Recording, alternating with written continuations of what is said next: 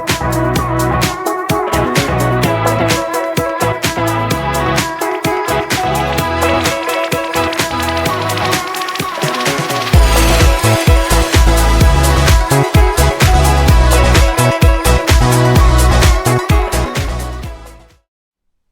good morning, and welcome to part 3's vlog of Malazan Memories of Ice.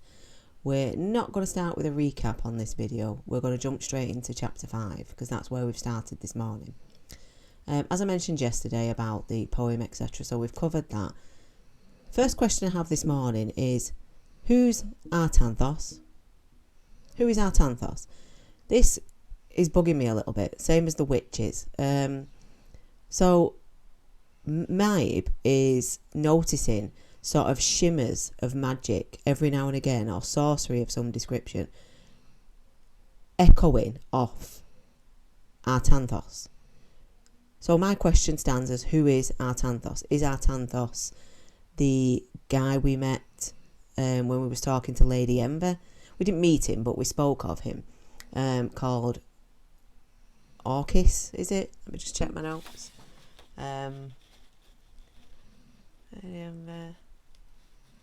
Osric. His name was Osric. Is Artanthos Osric?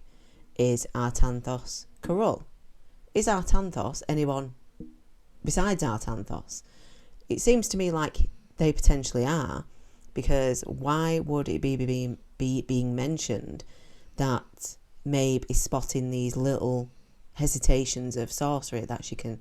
It's kind of one of them peripheral vision, corner of your eye things, when she's seeing it but it's not lasting. So she's therefore questioning it because it seems it's happening and then it's gone. So we have that question. Who's Artanthos? We've also established now who the entities are that are within Silver Fox. So we know that. So I no longer have to guess. My suspicions were confirmed. So if you have watched one of the previous videos where I questioned, was there a third character involved in the accumulation of entities within inside Silver Fox, the answer is yes, I was correct. Yay me. I do have some good detective skills. I have spent a good portion of my time reading mysteries, so I have learnt some detective skills along the way, and I do like a good quiz and puzzle, so things like that. So we were correct in that. So we know that we have Tattersail and Nightchill inside of Silver Fox, as well as Blurden. But Tattersail and Nightchill are the two predominant characters. Tattersail, at the moment, because of who she's surrounded by, being predominantly the more dominant of the two. But the question is this going to last? Because Maib can see a fight for control happening between these two, or maybe not necessarily control, because this whole book so far seems to be in relation to motherhood. It seems as if who's going to be the one who mothers young Silver Fox into becoming a woman and guiding her through potentially all what she has to go through. Is it going to be Tattersail? Is it going to be Nightchill? Who's going to be the lead authority when it comes to things that have to be done, where Silver Fox is concerned? And everybody at the moment, sort of, sorry, I've got a very itchy nose.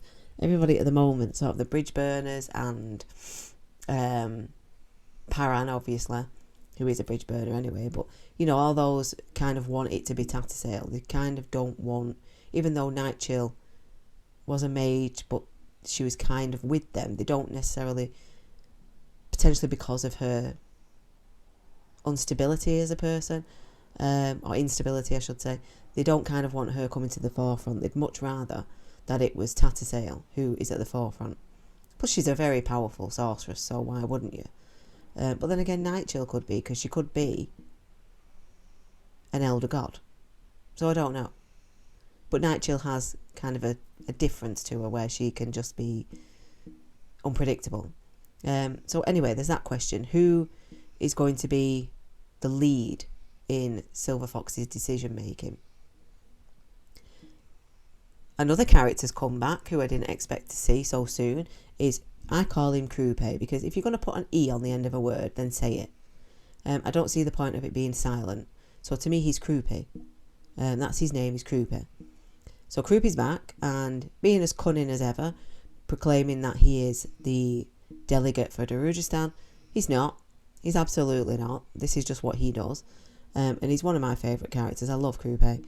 So he's there, and when he gets called out by the actual delegates for Darujistan, he turns around and says that it's Barak, the alchemist, who sent him. It's not. Again, it may well be. Barak may have some ideas, but it's actually because Croupy is part of this guild called the Trigale Trade, and he wants to have a say in the shipment of goods for the coming war to the Panian domain. So he's windled his little way again, hasn't he, into the proceedings, and as Croupy does, that's just what he does. He acts the fool when we all know he's not the fool. He's a very, very intelligent character, but he gives across this air of fool when that's actually not at all what he is.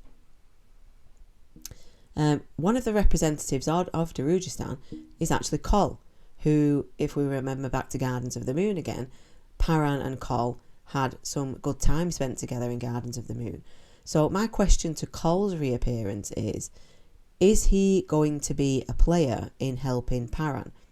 Because Paran's going through quite a lot at the moment. He's learning a hell of a lot of information all at once. And how the young lad is dealing with it, I don't know, because he is still relatively young. How he's dealing with all this information and these newfound things about himself, I actually don't know. The realisation of Tattersall's there, and the fact that he could be now the master of the deck of dragons, and that in some way, shape or form he has this quest now that Silver Fox is telling him that he needs to perform and do something towards relieving the souls, or at least finding, I think it's Currid, is it? Garrod, something like that. Because I'm taking in a lot of information, names don't stick, this is why I make a lot of notes. But yeah, he's got all these things to deal with, Paran. And on top of that, now Anamanda Rake has shown up, and Anamanda Rake is making his judgments as far as Silver Fox goes. You've got Calor, who's saying that she's an abomination and she needs to be gotten rid of, purely because of his fear of her. I don't see any signs as yet that is actually true, and that she is a threat, but I think, you could say that the potential could be there for her to be a threat, depending on whether it be Nightchill or Tattersall. I mean, they both have an element of vengeance against circumstances and what happened to them, but I think Nightchill has more of a vengeance towards Tayshran, and Tayshran is still somewhere hiding. So in essence, she could sort of lead off the main objective and go about her own objective if Nightchill does come to the forefront. And Tattersall, you would imagine, because of what happened before she actually died, would have her main interests towards Paran. So yeah, we've got that going on.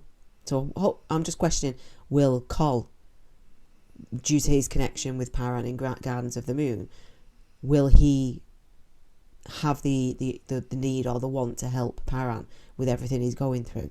We understand that he wants to get rid of the clothes he's wearing now and go back to being a military man. He misses it, so he is potentially going to join in with the fight in an actual physical sense. The drawing under the table. Now, the guys from the Bridge Burners, Picker, Blend, Spindle, they were all fooling around with the deck of dragons, and Spindle realised it was corrupted. We covered this in chapter 4. Realised it was corrupted, found the drawing, wanted to do it himself on a card, so he could then play with that card involved. And he has done that, and what he keeps finding is he keeps coming up with the same answer. And it's pointing to, he calls it the glue that's keeping everything together. Then he mentions a card, which is called the Assassin of High House of Shadow.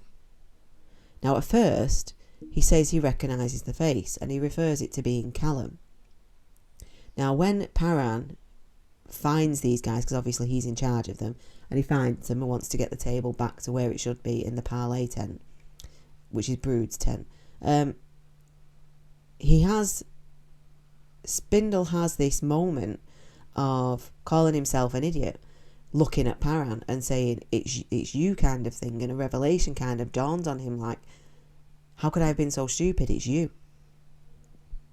Does he mean then that, because we don't know what this card is called that Paran's on, potentially it's the assassin of High House of Shadow. That would make sense.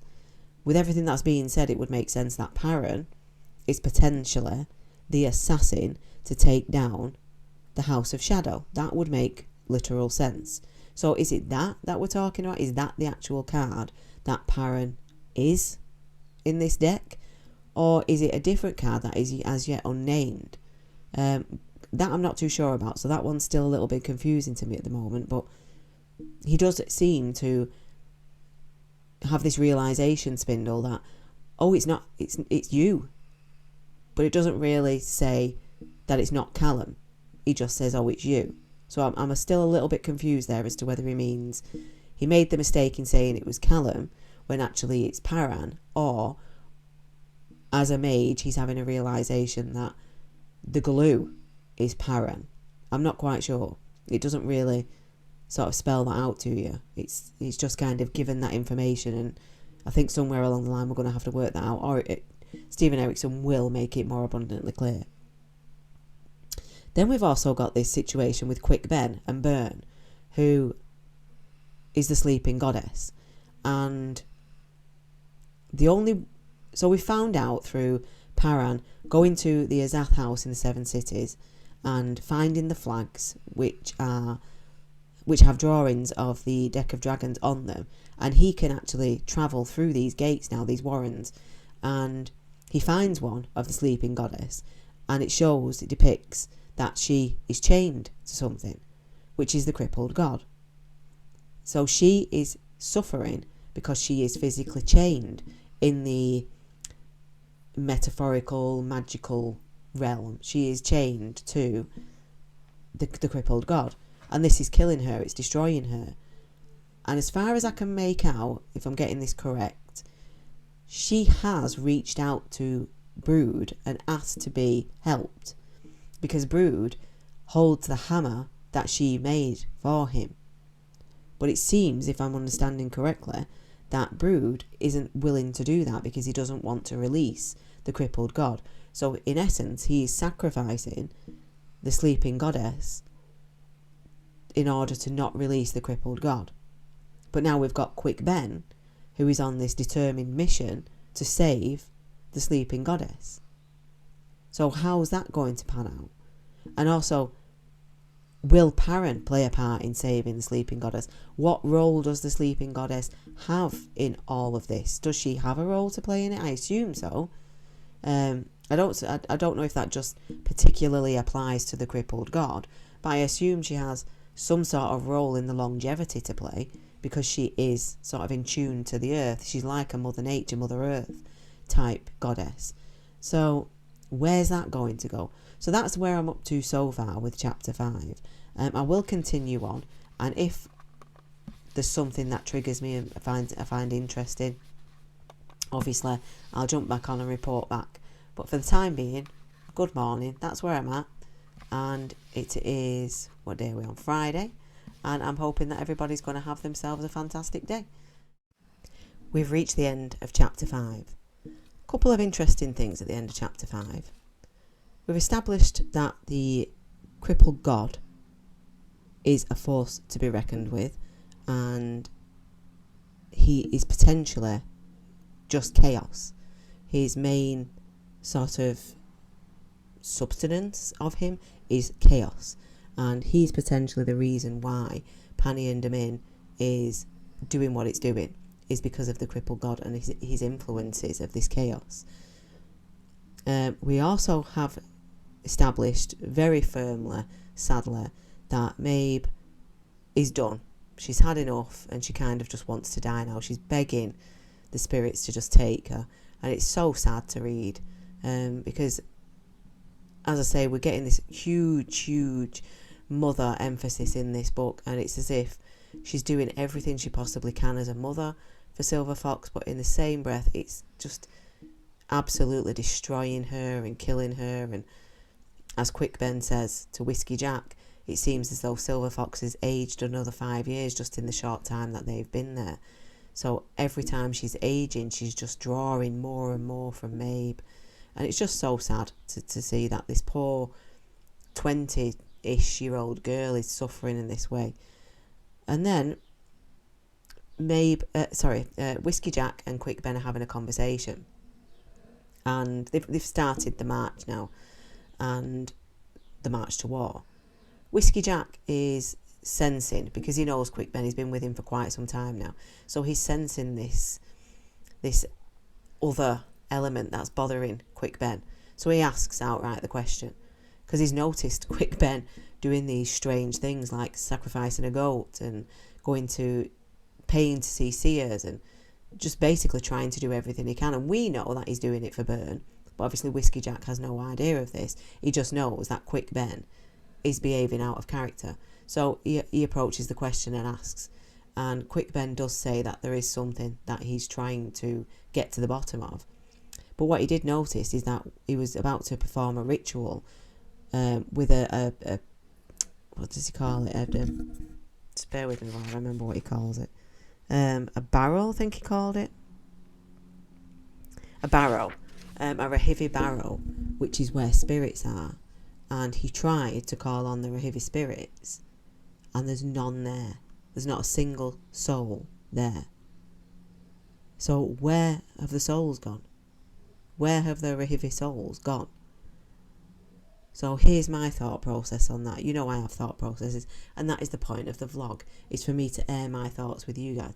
So have the souls potentially been taken by the crippled god? Maybe. Have the souls disappeared because they're scared of what's about to happen and they know what's coming?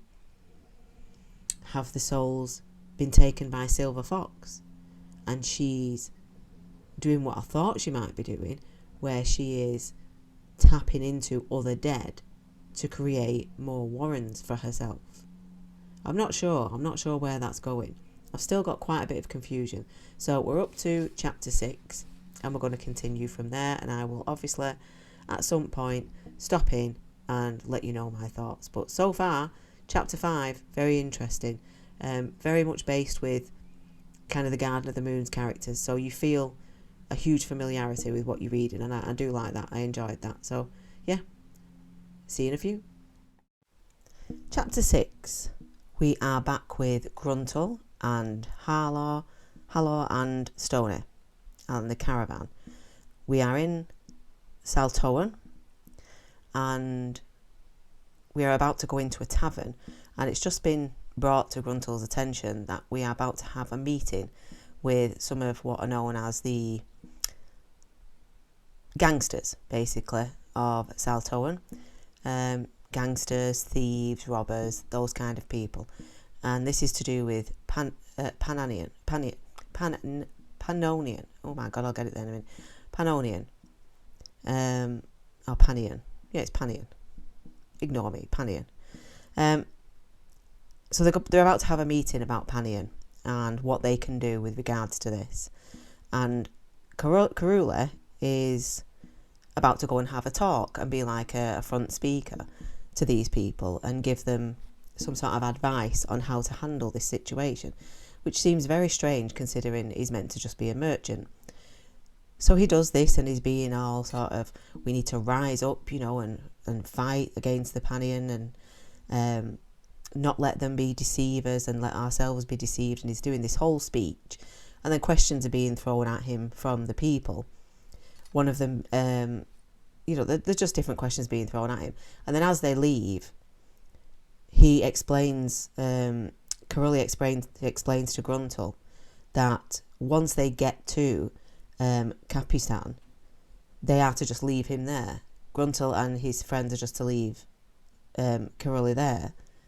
So Gruntle's, so what are you going to do? You're just literally going to walk in and, you know, face the Panion? And he's like, yeah, I'm just going to walk in and that's what I'm going to do. And it's kind of like, well, So Gruntle steps away from that, because then Carol is explaining that kind of to the extent that he has no fear. He has no fear of doing this, and he'd much rather do it that way than put those people at risk. He'd much rather do it that way than have Gruntle, etc., come with him, because he'd rather they were kept safe, even though they're supposed to be defending him and keeping him safe. That's the purpose of their job, is to get him to this place safely. However, it seems that Carola is more concerned with Gruntle's safety. So my question arising from that then, and I think this is a Gruntle's question as well, is does Carola have powers that we don't know about?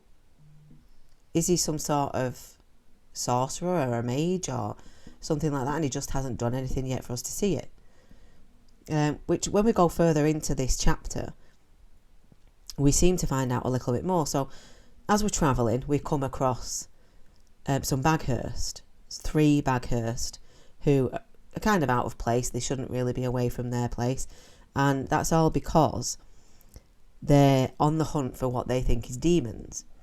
The seers at their home, in their dreams, etc., have been seeing demons, and they pick these people, these Baghurst, to go and find and seek out the demons. So they have this description of what these demons look like, which is they're on 2 legs, they have talons like an eagle, and they have blades for arms, which sounds probably acceptable in the world of Malazan, but seems highly improbable to everybody else who's hearing this, because nothing like this has ever been seen. So the master, Carola, invites the Baghurst to come with them, and he's saying, better a friend than a foe type thing. So the Baghurst travel along with this little group, and as they come to a certain part in the road, they find a turned over caravan, and this happens to be Beauchelane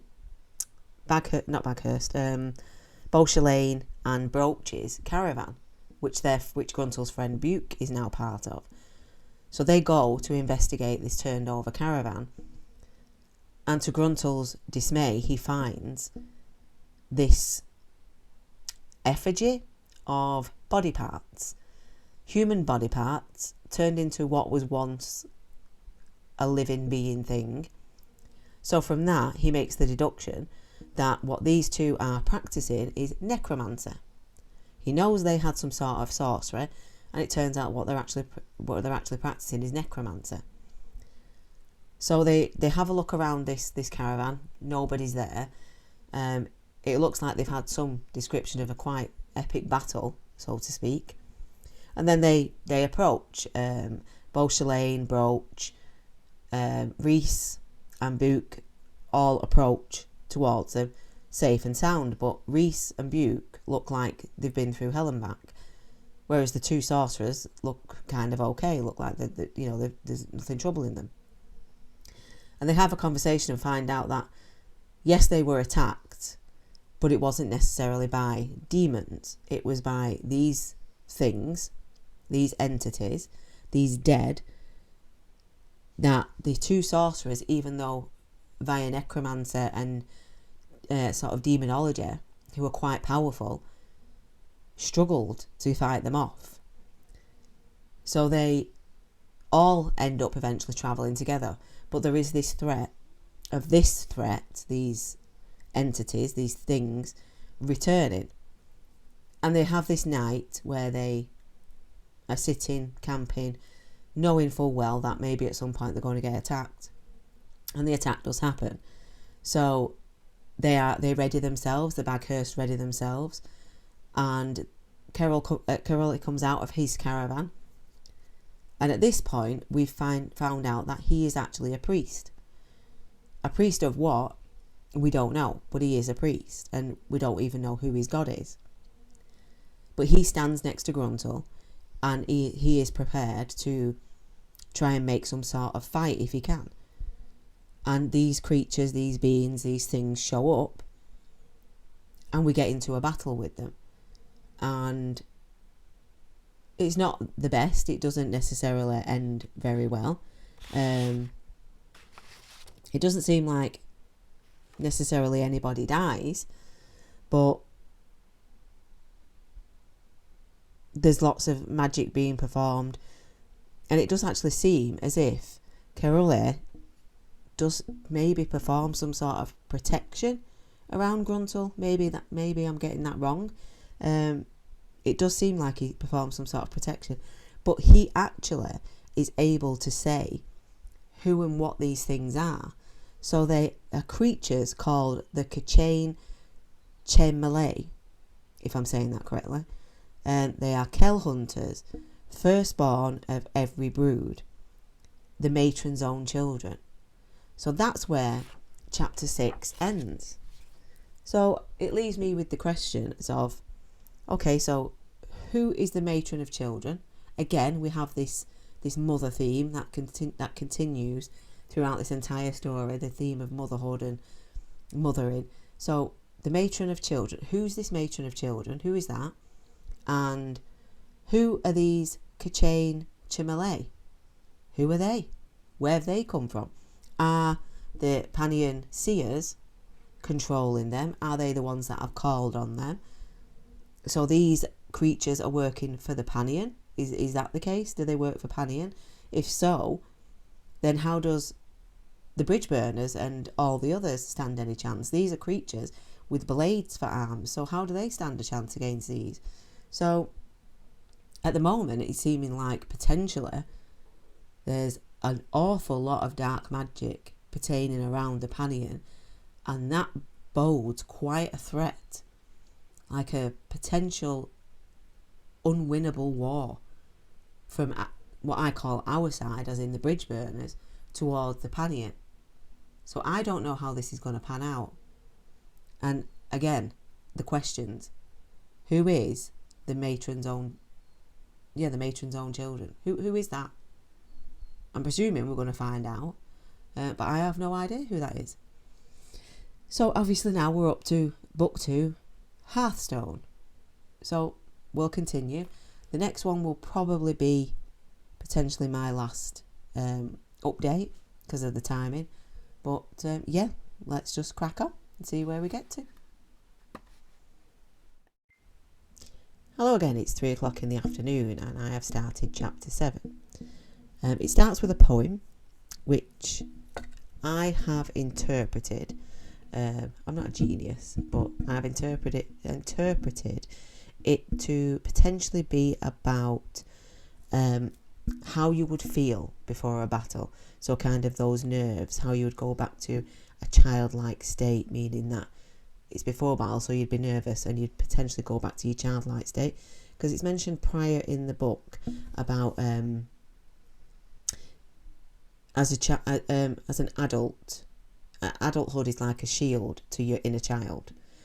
So I'm taking it as something like that. I could be wrong, but that's how I'm taking it. You can correct me in the comments. I don't mind, but that's the way I saw it. So if I'm wrong, I'm wrong. But we've met a couple of new characters.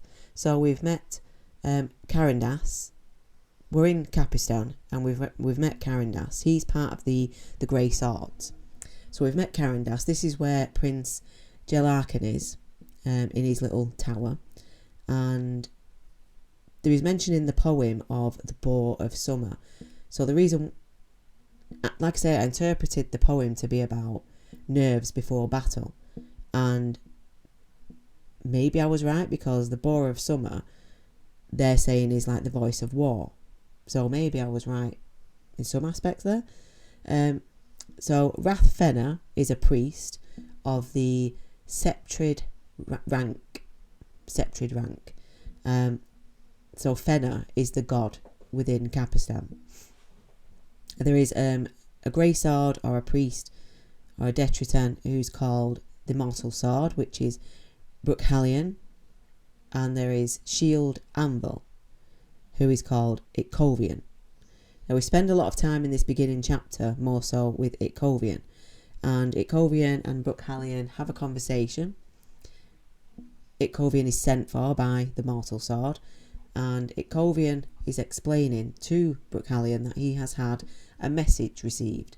So he shows Bruchalion this message, It's not quite a message, it's actually quite modern day technology, really.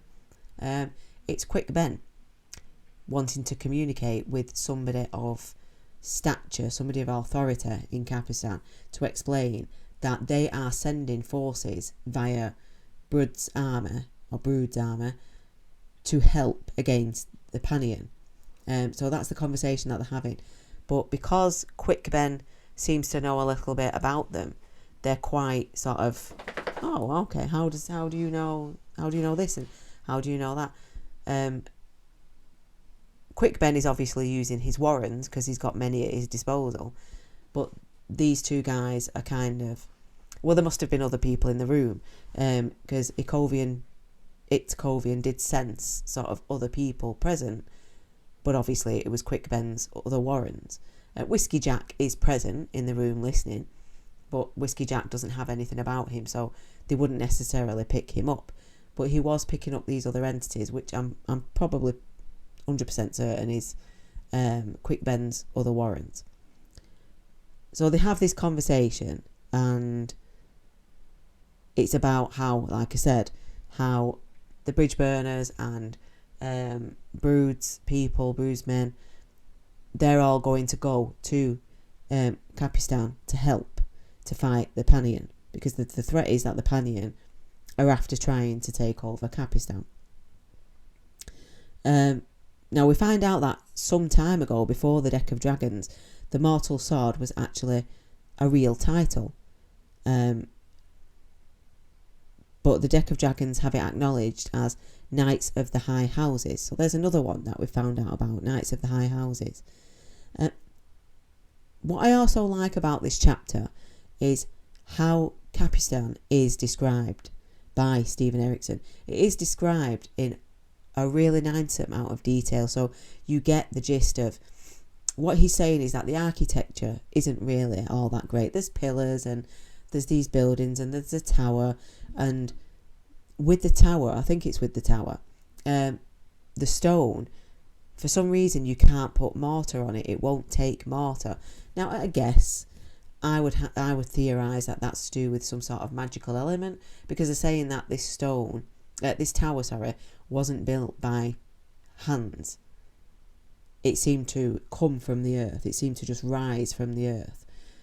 So that is probably part and parcel of why you can't put mortar on it, because it's actually, some sort of otherworldly entity, this tower, and it's there to protect whoever for whatever reason. So I presume we're going to find that out at some point. But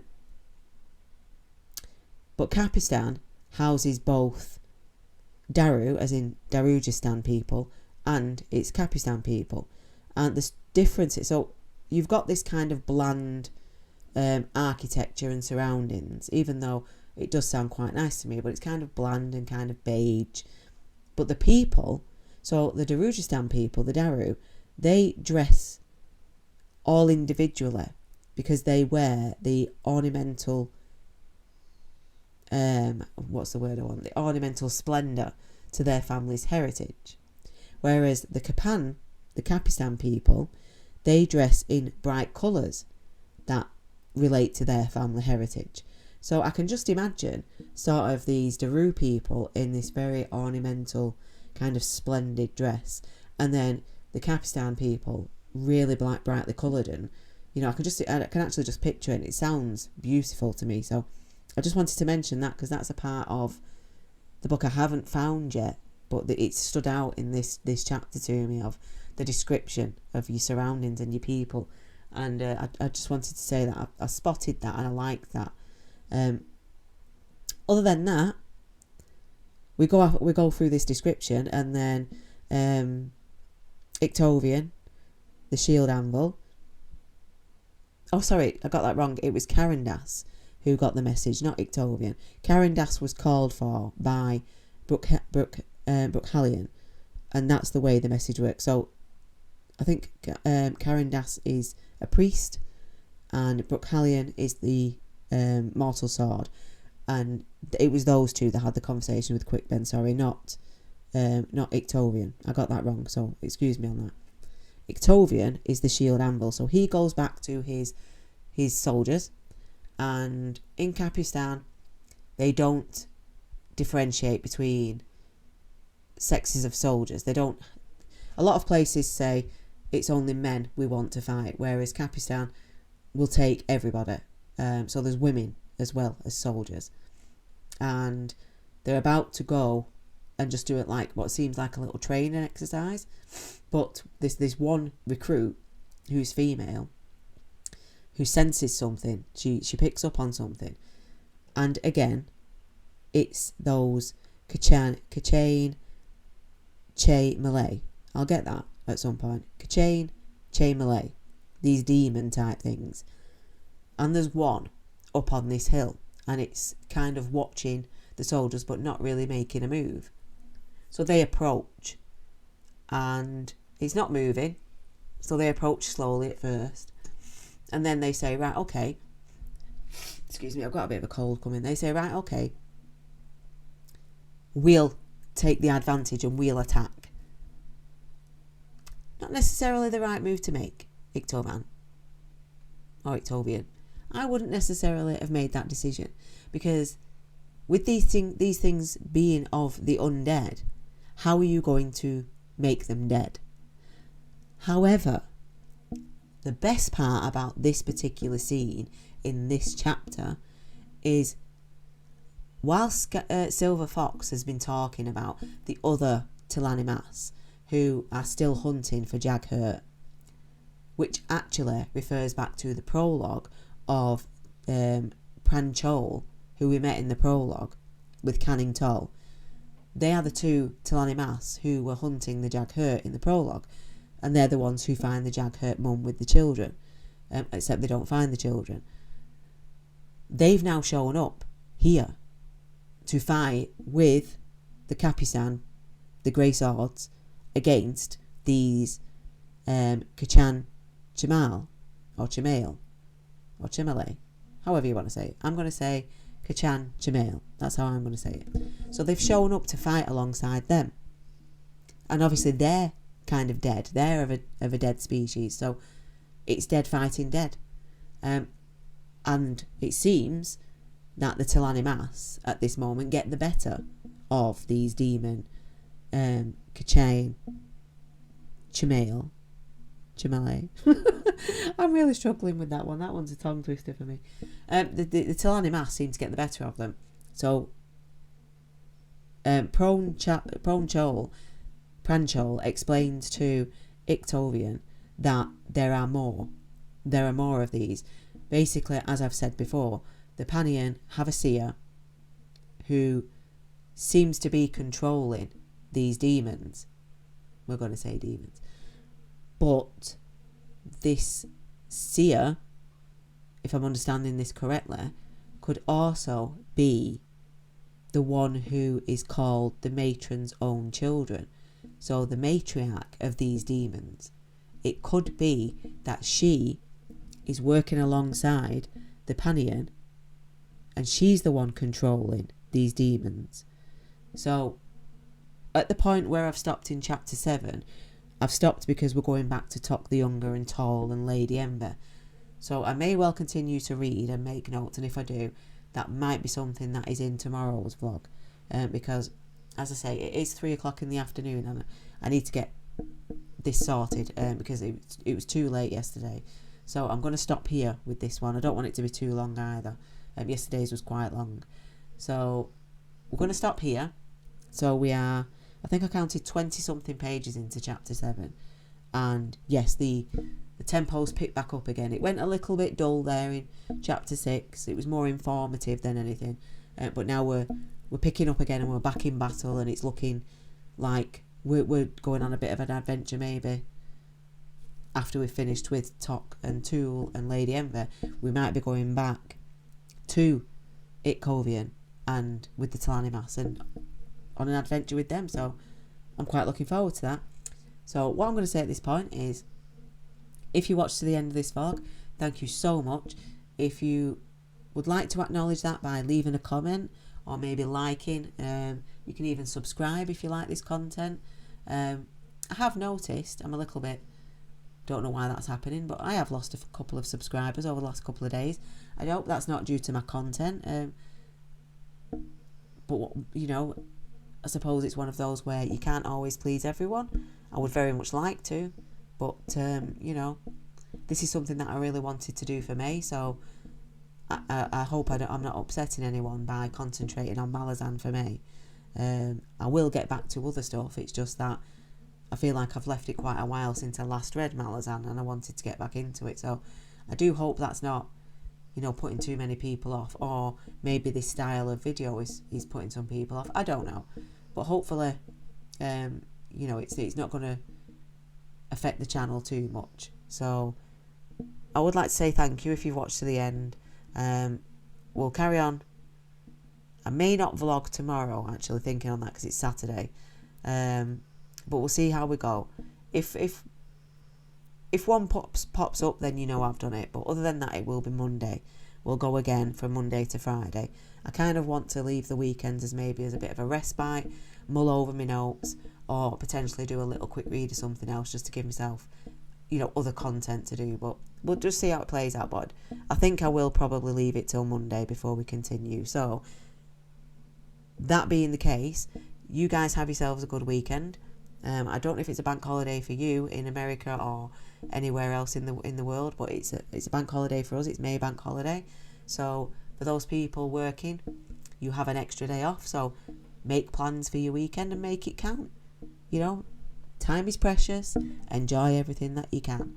So until then, I've thoroughly enjoyed doing these vlogs this week, and I will see you guys again on Monday. Take care. Till next time.